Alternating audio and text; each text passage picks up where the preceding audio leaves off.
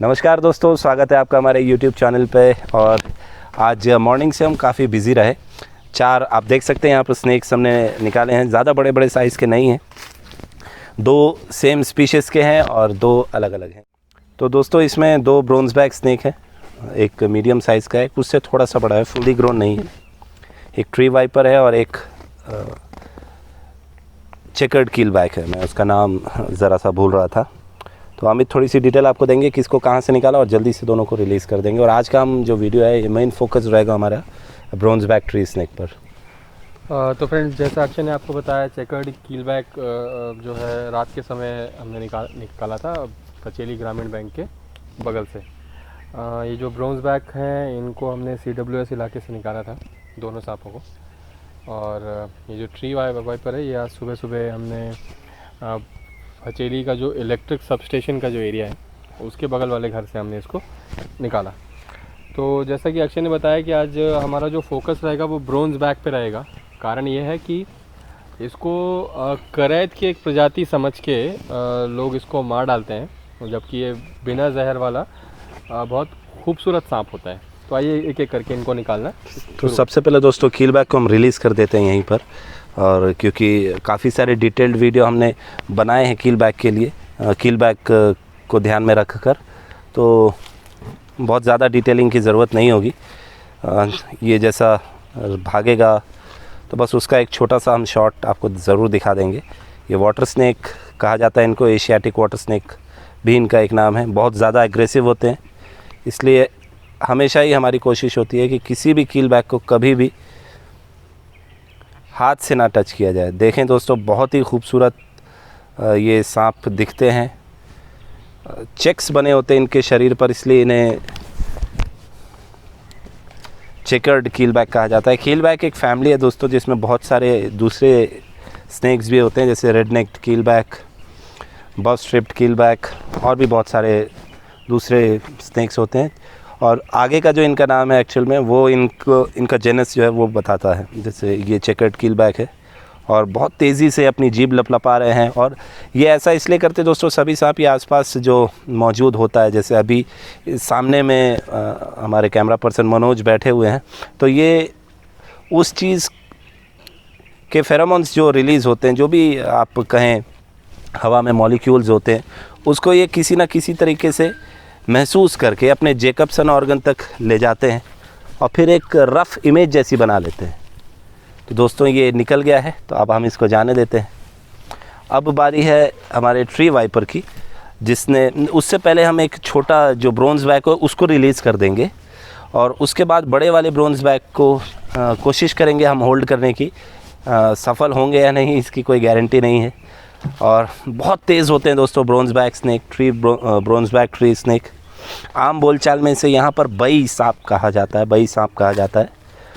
और बहुत ही खूबसूरत ये होते हैं दोस्तों। और एक जब ये पेड़ों पर होते हैं और निशाना मतलब अपने टारगेट पर या शिकार पर लगा रहे हो, तो देखिए आप इसकी गर्दन कितनी तेज़ी से हिलती है।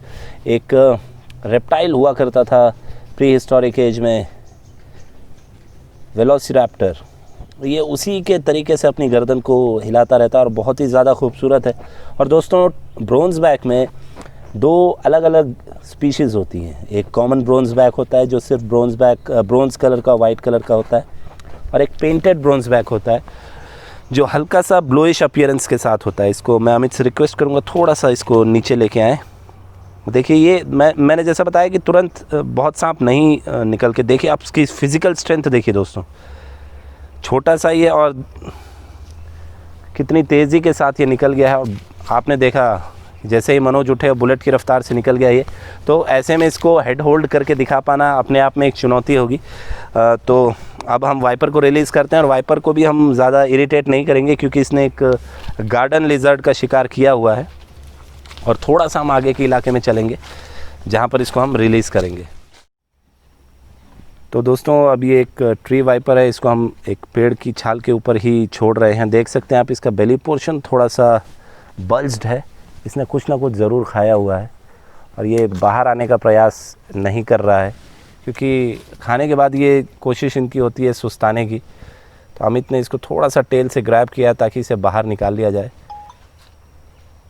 और देखिए अभी अमित ने इसे ऊपर की ओर रिलीज़ कर दिया है और अब ये सुस्ता रहा है, जाना नहीं चाहता है, लेकिन ये अटैकिंग मोड में है। ये अटैकिंग मोड में है, इसका मतलब ये हमको एम्पल वार्निंग दे रहा है कि अगर हम इसे फर्दर प्रोवोक करेंगे तो डेफिनेटली हमको बाइट करेगा।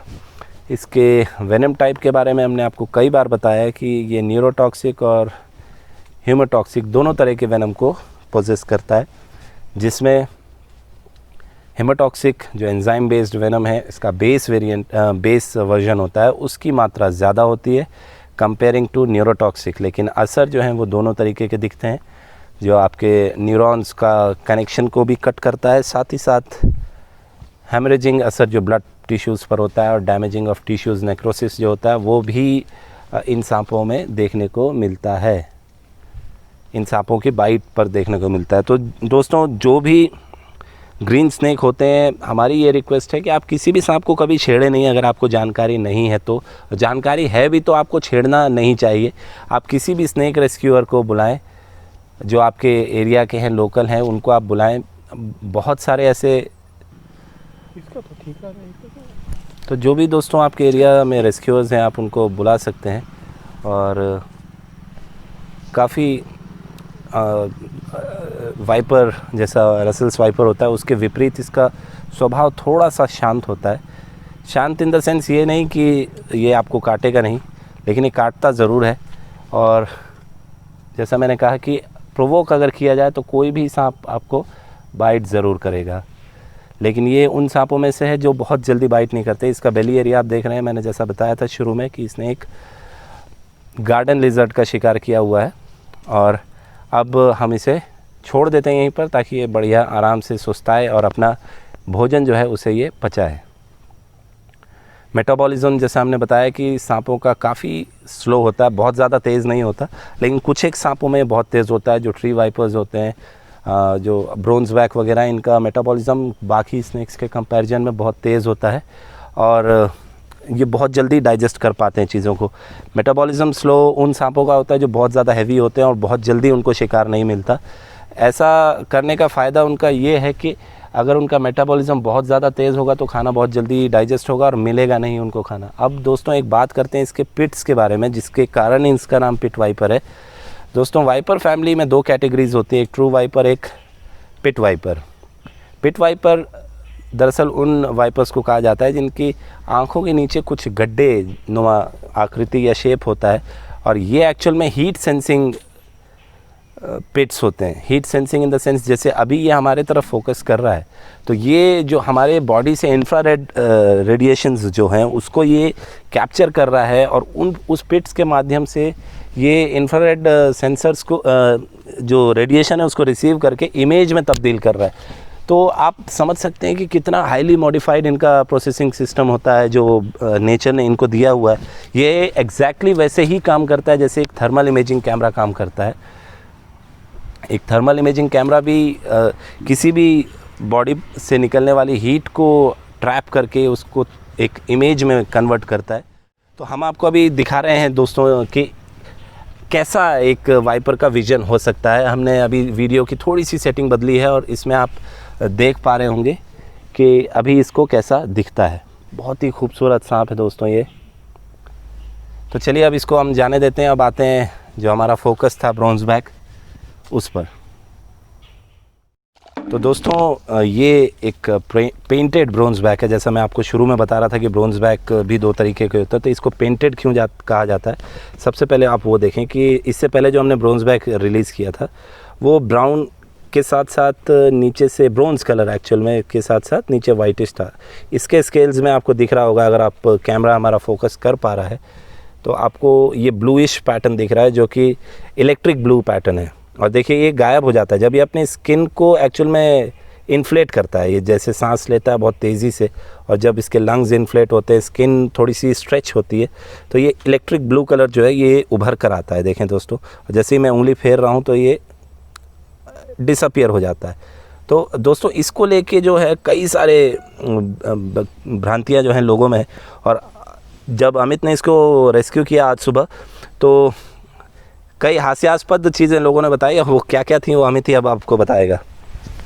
तो फ्रेंड्स, ये सांप बिना जहर का और बहुत शांत नेचर का सांप होता है। हाँ, हालांकि अगर इससे छेड़ा जाए, पकड़ने का प्रयास किया जाए तो काटने का प्रयास ज़रूर करता है, लेकिन लोगों में एक भ्रांति है कि ये करैत की एक प्रजाति है, और इस चक्कर में जो है इसकी जान जो है लोग ले लेते हैं। साथ ही जो अभी अक्षय ने आपको इसका ब्लू कलर दिखाया, इलेक्ट्रिक ब्लू कलर, जो गायब हो जाता है जब ये डिफ्लेट होता है तो इस चक्कर में भी कई लोग इसको चमत्कारी सांप समझ लेते हैं, जादू टोना वाला सांप समझ लेते हैं। आप देखिए इसकी खूबसूरती, ये कलर आप देखिए कैसे ये इन्फ्लेट और डिफ्लेट करके अपने आप को ये अपना रंग उभारते हैं इलेक्ट्रिक ब्लू कलर का। और इसका आप चेहरा देखिए, इसका पहचान बहुत आवश्यक है दोस्तों। ये आप इसका मुंह देखिए और इसकी आंखें देखिए। इसकी जो सबसे बड़ी पहचान है वो ये है कि पेड़ों में और घास के ऊपर इसकी स्पीड बहुत तेज़ हो जाती है। ये बहुत पतला, इतना पतला होता है थोड़ा और लंबा तक ये होता है, इसकी लंबाई थोड़ी और होती है। बहुत अच्छा खासा स्पीड इसका होता है। घर में रहने वाले और गार्डन में पाए जाने वाले छिपकलियों को खाने का इसको बड़ा शौक़ होता है। छोटे मोटे बर्ड्स का भी ये शिकार कर लेता है, उनके अंडों पे भी ये जीवित रहता है। तो मैं बताना चाहूँगा कि ये सांप बिना जहर का सांप है, और आप इसको बिल्कुल ना मारें, बिल्कुल डरे बिना। इससे अगर आपके गार्डन में है तो इसको निकलवाने की भी कोई ज़रूरत नहीं लगती मुझे कि कोई है। ये घर के अंदर आने से वैसे भी बचता ही है। ये नहीं आता। तो आगे अक्षय बताएंगे। दोस्तों इसे 90% इसका जो रेस्क्यू रेट है, मतलब रेस्क्यू रेट मैं उसमें बता रहा हूँ कि जब कोई रेस्क्यू का कॉल आता है और हम जब रेस्क्यू करने जाते हैं तो क्या संभावनाएं होती हैं उस सांप को रेस्क्यू करने की। तो इसका जो रेस्क्यू रेट है मात्र 10% है, उससे भी कम। 9 बार, 10 में से 9 बार ये भाग जाते हैं जब भी हम जाते हैं, और ये बहुत कम होता है कि हम एक ब्रोंज बैक स्नेक को रेस्क्यू कर पाएँ, क्योंकि ये हम आपस में भी जब टीम में बात होती है तो इसको हम बुलेट कहते हैं। ये बुलेट की गति से भागता है दोस्तों, और अभी हम आपको दिखाएंगे। जैसे ही अमित इसको रिलीज़ करेगा तब आप इसकी स्पीड देखिएगा। ये तो ऐसी स्पीड पर अगर ये एक पेड़ पर है तो इसको कैप्चर करना ऑलमोस्ट इम्पॉसिबल होता है दोस्तों। तो जो अमित ने कहा और जो हम बता रहे हैं कि ये टोटली नॉन वेनेमस और बिल्कुल भी हार्मलेस स्नेक है, टोटल ही हार्मलेस स्नेक है। मैंने थोड़ा गलत शब्दों का इस्तेमाल कर दिया था। ये पूरी तरह से हार्मलेस है। अगर आप इसको छेड़ेंगे, बहुत ज़्यादा परेशान करेंगे तो ये आपको एक छोटी सी बाइट ज़रूर दे देगा, पर वो लीथल नहीं होती, किसी भी तरीके से हार्मफुल नहीं होती है। लेकिन अगर आप इसको ना छेड़ें तो बेहतर है। ये अगर आपको दिखता है आपके गार्डन वगैरह में तो आप मेरे ख्याल में आपको किसी रेस्क्यूअर को बुलाने की भी ज़रूरत नहीं है। ये अपना काम वहाँ पर करेंगे। जो आपके पेस्ट्स आपके गार्डन में हो जाते हैं, जो लिजर्ड्स हैं या और भी दूसरे कई सारे, सिर्फ ये नहीं कि गार्डन लिजर्ड्स को ही खाता है, और भी कई सारे ऐसे पेस्ट्स होते हैं जिनको हम देख ही नहीं पाते और उनका कंट्रोल करना हमारे लिए इम्पॉसिबल होता है। तो ये उनको कंट्रोल करते हैं, उनकी पॉपुलेशन को बढ़ने से रोकते हैं।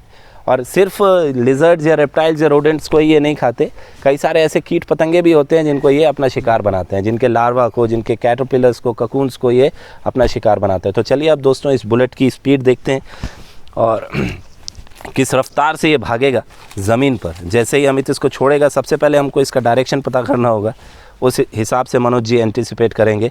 And on the mark of 3 now see, जैसे ही देखें दोस्तों, और सरसराता हुआ ये निकल जाएगा। और देखिए एकदम चार्ज अप होके और गया। लिटरली इसको फॉलो कर पाना बड़ा मुश्किल है दोस्तों। तो आई होप आपने ब्रोंज बैक के बारे में काफ़ी जानकारी देखी होगी, समझी होगी, और फ्यूचर में भी, इन नियर फ्यूचर जैसे कोई ब्रोंज बैक रेस्क्यू होता है तो हम डेफिनेटली उसके बारे में एक और डिटेल्ड वीडियो बनाएंगे। वो वापस इसी तरफ आ रहा है। तो चलिए अब आफ्टर दिस वीडियो हम उसको थोड़ा सा और आगे कर देंगे, अगर वो हमसे कैप्चर हो पाता है तो। मनोज जी कह रहे हैं कि वो पेड़ पर चढ़ रहा है, तो देखिए दोस्तों बहुत ही शानदार ये शॉट मिलेगा हमको।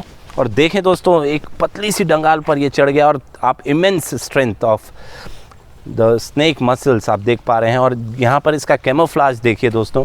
अब मैं मनोज जी से रिक्वेस्ट करूँगा थोड़ा सा जूम इन करें, और बहुत ही खूबसूरत शॉट ये मिल गया दोस्तों हमें अचानक से। यही होता है दोस्तों, हमारे कैमरामैन ने फोकस पूरा स्नेक पर ही रखा था, हालांकि कैमरा हमारे तरफ था लेकिन स्नेक पर ही उनका फोकस है। जैसा कि हमने कई बार आपको बताया है कि हम स्नेक पर से अपना ध्यान बिल्कुल नहीं हटाते। तो देख रहे हैं दोस्तों ये आगे किस तरीके से जा रहा है, और मैं निवेदन करूंगा थोड़ा सा और आगे ले जाएं और कैमरा अमित को दें, जिससे कि और अच्छी तरीके से फोकस हो पाए, क्योंकि ये आगे उस डायरेक्शन में निकल गया है जहाँ पर मनोज जी पहुँच नहीं पा रहे हैं। थोड़ी सी झाड़ियाँ यहाँ पर ज़्यादा हैं। अब वीडियो क्लोज करने पा रहे हैं दोस्तों, और ये पेड़ पर अब सुस्ता रहा है काफ़ी बढ़िया तरीके से। और चलिए दोस्तों, अब इसी नोट पर हम इस वीडियो को ख़त्म करते हैं। उम्मीद है कि आपको ये एडवेंचरस और रोमांचकारी वीडियो पसंद ज़रूर आया होगा। तो आप लाइक ज़रूर करें हमारे चैनल को दोस्तों, शेयर भी करें, ताकि जो सांपों से रिलेटेड डिटेल्स हैं वो आपको तुरंत ही मिल जाएं, और हम इन प्राणियों को बचाकर प्रकृति के लिए जो थोड़ा बहुत कर सकते हैं वो बिल्कुल करें। हम अपनी तरफ से अपना योगदान करते हैं, और आपसे भी ये अपेक्षा करते हैं कि आप भी थोड़ा बहुत योगदान जो है प्रकृति के लिए करें। इसी नोट के साथ दोस्तों आज का वीडियो हम समाप्त करते हैं। जय हिंद, वंदे मातरम।